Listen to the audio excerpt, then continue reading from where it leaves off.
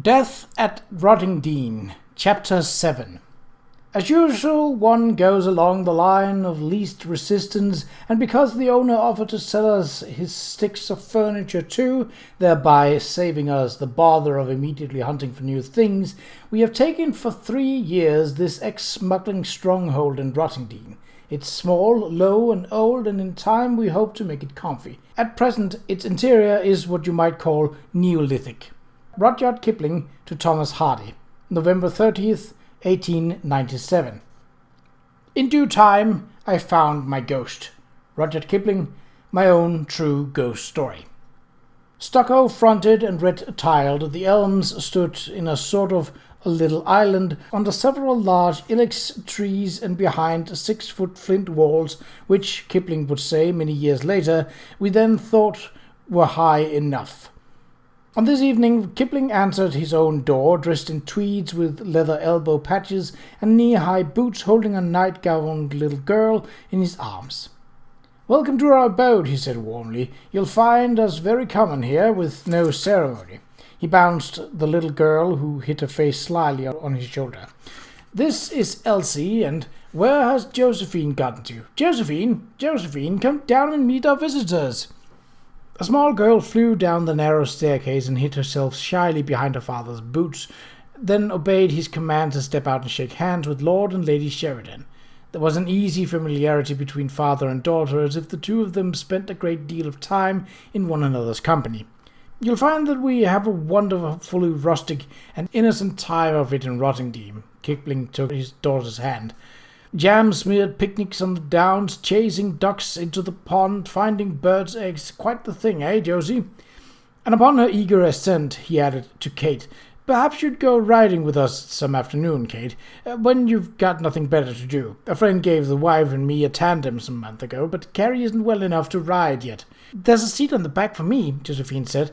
She looked pleadingly up at Kate, who saw that the little girl had her father's firmly cleft chin. "Please say you'll go. My feet don't reach the pedals, or I'd do it."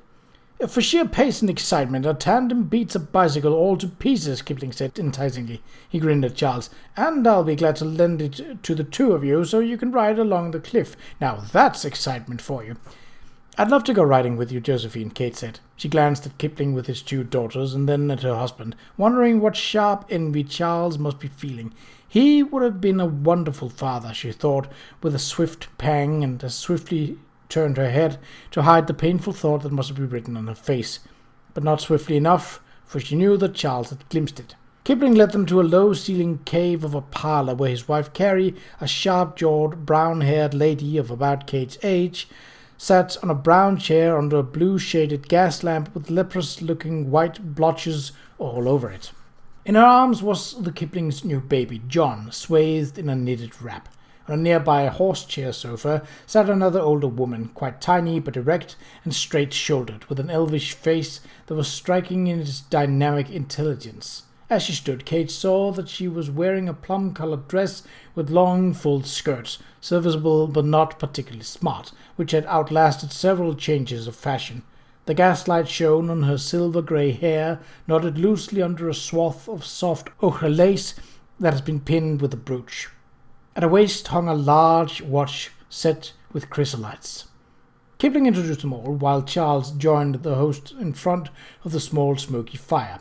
Kate admired the baby, congratulated the mother, and then turned to the older woman with genuine pleasure. "Lady Burne-Jones," he said, "I'm so pleased to meet you at last. I'm a great admirer of your husband's painting, of course, and the Countess of Warwick has often spoken of your fine work with the London children." Kate knew that Georgiana Jones had strong socialist leanings and was an outspoken anti-imperialist, an advocate of liberal causes, including the thorny question of home rule for Ireland. Remembering Kipling's fierce defense of the empire, Kate wondered how the aunt and the nephew managed to get along. But perhaps political disagreements were left at the door when the family gathered, and certainly there was no evidence of tension between them. The woman fixed large blue eyes on Kate, smiling humorously. "I'm called Aunt Georgie in this house, my lady, to avoid confusing the children. You must adopt our common practice." She gestured to the sofa, and Kate sat down. "And I understand that you are one of my favorite writers. In disguise. Beryl Bardwell, indeed." She laughed lightly. I can hardly believe my good fortune in having you here with us in little Rottingdean, where our lives are so unlike the excitement of your novels. Such tales you tell, quite extraordinary." "Thank you," Kate said. She put her hand on Aunt Georgie. "But you and Caroline must call me Kate." Aunt Georgie nodded. "I hope you are at work on another story," she went on, with an eagerness that was clearly unfeigned. "The last one I read some month ago, I think, was about a woman who went up in a balloon, a remarkable feat. It quite left me breathless." She smiled, which of course it was meant to do. "It was inspired by a real event," Charles put in. "Kate takes her ideas from what goes on around her." His mouth turned down. "I fear, though, that she has had precious little time or energy to write in the month that we've been in London." Kate blushed, feeling that they should not even be talking about her work in the presence of a writer as deservedly famous as Kipling. But he was nodding too. "I understand exactly. Oh, I do. London offers far too many amusements, far too many delightful corruptions. One is tempted in all directions and finds oneself quite too distracted and far too excited to write." Aunt Georgie smiled. "Well, I fear you shan't find any excitement at Rottingdean to inspire or distract you, Kate. In fact, most of us have taken refuge here from the very temptations Ruddy describes. Compared to corrupt London, Rottingdean is wonderfully incorruptible." "Oh, but she has already been distracted, Aunt," Kipling said, rising on the toes of his shiny black boots. "She was above the beach when the body of the dead man was towed in this morning, and that blockhead Woodhouse refused our help with the investigation." "That man," Aunt Georgie said disapprovingly. "I have spoken several times to the parish council about his unacceptable behaviour." She turned to Kate. "I hope you weren't too distressed by the drowning, my dear." "I fear, Aunt," Caroline said primly, "that this is not a fit subject for the children." She rang a brass bell, and a white-aproned nurse appeared and whisked the two little girls away, in spite of their pleas to be allowed to stay. "Young John is devilishly clever, but I doubt he has yet mastered the language," Kipling, settling himself in a green leather chair and motioning to Charles to a matching chair on the other side of the fire. "We may go on without fear of offending his tender ears." "I understand that it was the Coast Guard from Black Rock who drowned," Aunt Georgie remarked. "I met Mrs. Radford on the Brighton omnibus last week. She is a sweet person, but quite helpless, I thought. And now she will be all alone with two small children. But the parish has remedies to offer. I will visit her very soon and see what should be done." "Is there any word as to the cause of death?" Charles asked. "Has it been put about that he died by drowning?" "As a matter of fact," Kipling replied, "it has." He pulled his expressive black brows together. "But I also overheard our cook telling the serving maid that the poor fellow had the misfortune of running himself through with his own sword before he jumped off the cliff and into the sea." Kate and Caroline gasped. "How dreadful!" Caroline exclaimed. Aunt Georgie frowned. "But I thought the Coast Guards carried only wooden truncheons. I had no idea they were armed with swords." "A short sword is hidden inside the truncheon," Kipling explained. "It can be pulled out and wielded like a long knife. A quite effective weapon, I assure you." Charles was staring at Kipling and gave voice to the question that was loud in Kate's mind. "Ran himself through?" he asked. "On what evidence?" Kipling held up his hand. "Don't look to me for explanations, Sheridan. I am merely reporting what the cook said to the serving maid while I lurked unseen in the hallway awaiting an announcement as to dinner. I was giving to understand, however, that this is the general report that is being circulated in the village, for the serving maid reported that her brother brought the same news home from the tap room at the Plough." "But the boy's report absolutely contradicts the idea of suicide," Kate objected. "Surely an investigation will reveal—" "The boy's report?" Aunt Georgie asked. "Our young friend Patrick was hanging around the cliff the night before last," Kipling replied. "He saw a man in oilskins loading Radford's body into a skiff." Aunt Georgie pulled in her breath. "Poor Paddy!" she exclaimed. "What a horrible thing for him to witness. He must have been terribly frightened." "I rather think, Aunt," Kipling said dryly, "that our sympathies should lie with the dead man. Patrick seems not to have been frightened at all." Kate tried again. "It seems to me that Patrick's report shows that the Coast Guard could not have killed himself." "Oh, I don't agree," Caroline murmured, stroking the baby's head with a finger. "Someone might have found the poor fellow lying dead at the foot of the cliff and decided to bury him at sea." "I'm afraid I'm missing something," Charles said, frowning. "Why should anyone do something of that sort?" "Out of sympathy with the dead man's family," Caroline replied, "or perhaps to avoid the scandal of a suicide in the village." There was a moment's silence, and then Aunt Georgie said, "I'm afraid I agree with Carrie. In this village, someone might have done just that, but not out of sympathy, if you ask me. and Patrick will do well not to give tongue to contrary report if he knows what's good for him. If he knows what's good for him, Charles asked, in a tone of mild curiosity. Aunt Georgie tilted her head at him. Haven't you heard of the Rottingdean smugglers? Oh, Aunt Caroline sighed, with the dismissive air of someone who has listened to the story more often than she cared to. That business took place long ago in the time of King George. It may be very romantic and all that, but it's all over now.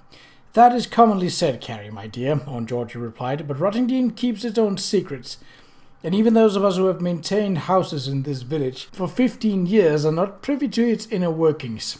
And even though I serve on the parish council and do my utmost to preserve the peace and tranquility of the village, I don't pretend to understand all the little mischiefs that goes on in its pubs and in its streets. Or under the streets, for that matter, she added suggestively. Kate leaned forward and entreated. Under the streets? The baby began to fuss, and Carrie held him against her shoulder. Aunt is referring to the notorious Rottingdean tunnels that were dug by smugglers well over 100 years ago, she said in a practical tone. They've all been blocked up for fear of subsidence or children being trapped. The area is entirely safe. That is a tale told to outsiders, Aunt Georgie said. The truth may be exactly the opposite. Well, the tunnel that leads out of our cellar is certainly blocked, Caroline retorted. The agent who let the house assured us so, and told us to ignore any stories on the contrary. Her voice was edgy, and Kate thought that if there was any tension in the family, it lay between Kipling's wife and his aunt. Some jealousy, perhaps? It struck her that Mrs. Kipling might view her husband's aunt as a competitor for his affection, and was looking for opportunities to discredit her. But the aunt did not seem inclined to surrender. For heaven's sake, Carrie, Aunt Georgie said, house agents will tell you anything you like to hear. The Elms was built by a man who made his living in the illegal export of wool, and it is common knowledge that his cellar was a smuggler's dipper. It lay at the hub of several tunnels that led to the other houses. One may indeed be blocked, but who can say as to the others? And aren't you the very one who complained of noises in the cellar a night or two ago?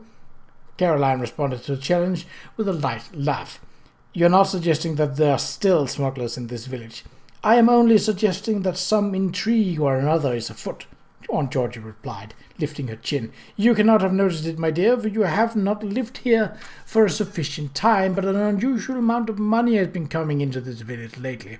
The chemist has a new horse to pull his old gig and the money to stable it, and Mrs. Howard, who has been poor as a church mouse, somehow found the means to open a dressmaker's shop on the High Street and offer fabrics and laces as fine as any in Oxford Street. Perhaps you can suggest where the money might have come from. Caroline looked cross and did not answer. The fire hissed and Kipling stirred uncomfortably. To ease the strain, Kate turned to him and spoke lightly. Speaking of cellars... Ah, yes, a ghost, Kipling exclaimed with evident relief and jumped up. He may not be in evidence tonight, but you can at least see where he lives, where he walks, he corrected himself. I don't suppose it is accurate to say that a ghost lives. Caroline gave a horrified gasp. Ruddy, you can't be thinking of taking a guest to the cellar of all places. Oh, but we want to, Kate said quickly, rising. Don't trouble yourself to get up, my dear. Kipling patted his wife's shoulder. You and John stay here and we'll get a candle from the kitchen. I'll ask the maid to bring dessert and coffee while we're gone. Aunt Georgie rose with alacrity and picked up the brown shawl that lay on her chair. I'll come, she said. She draped the shawl around her shoulders and smiled up at Kate, who felt like a giant beside the tiny woman. Small as she was, though, her erect carriage gave the impression of strength and self-possession. Perhaps I was wrong when I said you should find no excitement here, my dear. The notion has just come to me that you might think of writing a story that takes place in our tunnels. Now that's an idea, Kate, Charles said warmly.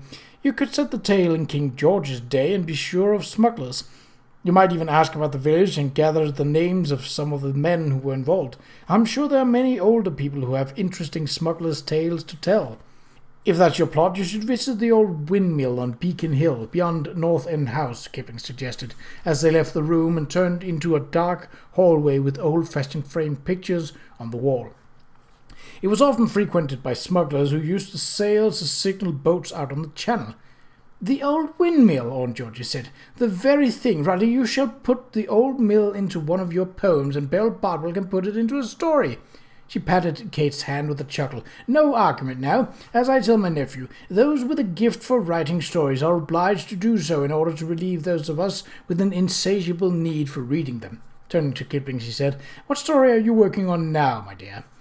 "I've begun to revisit the Irish boy I first thought of when we were at Bliss Cottage in Vermont," Kipling said nonchalantly. "I've got as far as to make him the son of a private in an Irish regiment, born in India and mixed up with native life. I've christened him Kim, although I haven't been able to think of anything for him to do except trek around India having adventures."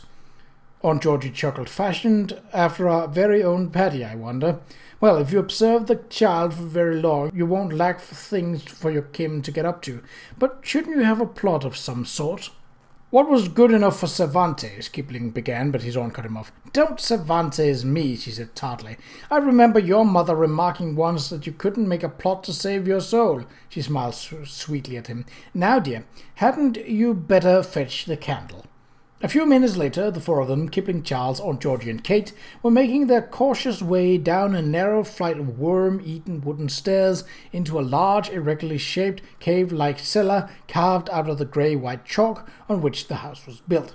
At the foot of the steep stairs, Kipling held the flickering candle over his head, and Kate saw that the walls, which were not at all square or straight, went back a long distance into the gloomy shadows.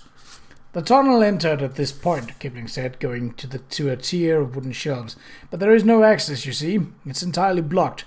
Behind the shelves, Kate could make out the arched outline of an opening that had been filled in with bricks and plastered over. She turned and looked around, thinking that Aunt Georgie was entirely right. The setting suggested all kinds of ideas for a story, perhaps even a book. The present cellar contained only the detritus of previous households, broken chairs, a dirty piece of carpet, rusty tools. But she fancied she could see it, as it must have been 100 years before, filled with wooden kegs of fine brandy, boxes of cigars, and of French lace. She could imagine as well a gang of crafty smugglers led by the man who had built the house, gathering to celebrate their latest success by tapping into one of the precious kegs.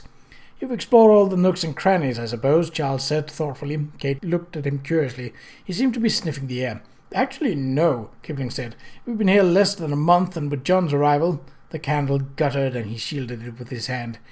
"Carrie's right, you know," he said uneasily. "This place is in no fit state. Perhaps I'd better lock up the door and declare the cellar out of bounds." At Kate's elbow, Aunt Georgie spoke firmly. "The tunnel is blocked here," she said, wrapping a shawl more securely around her. "But that does not mean that there are no other openings in this cellar, or that all the openings are blocked. The tunnels are said to have led from the cliffs to every consequential house in the village, to the vicarage where the Reverend Dr. Hooker was the watchman for the local smuggling ring, and to Seabrook House, of course," she added, turning to Kate. "I was told that one of the Seabrooks, Richard, I think it was, earned quite a good living by hauling goods to Falmer and Lewes. His brother was in league with the Hawkhurst gang, and was responsible for arranging capital to finance their endeavours." "That's very interesting," Kate said, thinking of the cellar below Seabrook House, almost as large as this one, and the spilled brandy and evidence of bottles that had been taken away. "I shall have a look for evidence of a tunnel in our cellar." "And the ghost?" Charles asked lightly, turning to Kipling. "You say you heard him recently?" "A few nights ago," Kipling said. In a mischievous voice he added, "We can extinguish the candle and wait, if you like," and suited the deed to the word. Kate gasped as the chill dark closed suddenly around her. Beside her, Aunt Georgie shivered. They stood for a moment, huddled tensely together, listening to the muffled footfalls of the servants moving around in the kitchen over their heads. Then even that noise ceased, and all Kate could hear was the low sound of their communal breathing. And then, just as she was feeling that they had waited long enough, she heard something else. A heavy, echoing thud on the other side of the wall, but very distant, as if it were miles away or years ago. A second later, there was another thud and a low rumble. "There!" Kipling exclaimed in a jocular tone out of the dark. "Is everyone satisfied that we've heard the ghost, or do we prefer to wait for the rattling of chains?" "I believe I'm quite persuaded," Aunt Georgie replied. She spoke with a self-possessed air, although Kate could feel her trembling. "I am too," Kate said quickly. "And I," Charles replied. "You have shown us your ghost, Rudd." "Well then," Kipling said, and struck a match, "shall we adjourn to the parlour and report our adventure to Carrie, and see if the serving maid has provided us with dessert and coffee?" Walking back to Seabrook House along the silent, moonlit street of the little village, Kate thought that it did not take much imagination to see the place as it must have been in the time of King George, when mothers and children shut themselves up in dark houses, while men and boys were busy on the beach and in the tunnels, leaving the deserted street and the treacherous windswept path along the cliff to the patrolling guard.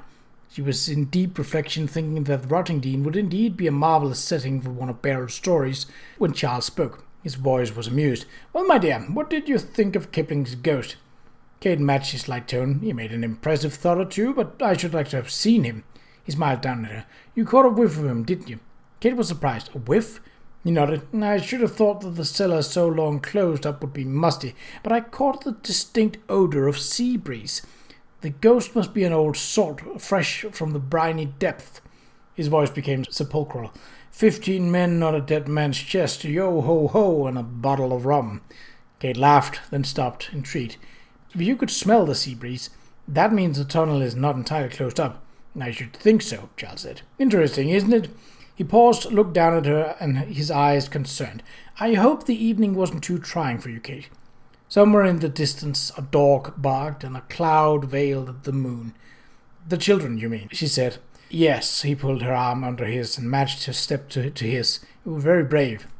Kate cast a sideway glance at her husband, loving the strength of his face, the firm nose and sensitive mouth, the kind brown eyes.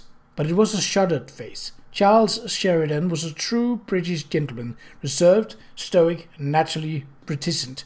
He had never spoken to her of the bitter disappointment she was sure he must feel, knowing that there would never be a son to carry on the traditions and responsibilities of Somersworth, and he had never even hinted that the whole thing might have been her fault for being so reckless as to risk her health for the sake of a few good deeds. Often, when his glance lingered on her, then moved away, she feared he would say it, and that it would be a revelation from which they could never retreat, which would slice them apart like a red-hot blade. Almost as often, though, she wished he would speak, for what lay unsaid and unacknowledged was as hurtful as any accusation. But tonight she did not want to risk hearing what was hidden in his heart, for it might mar the few weeks they had to spend in this idyllic place.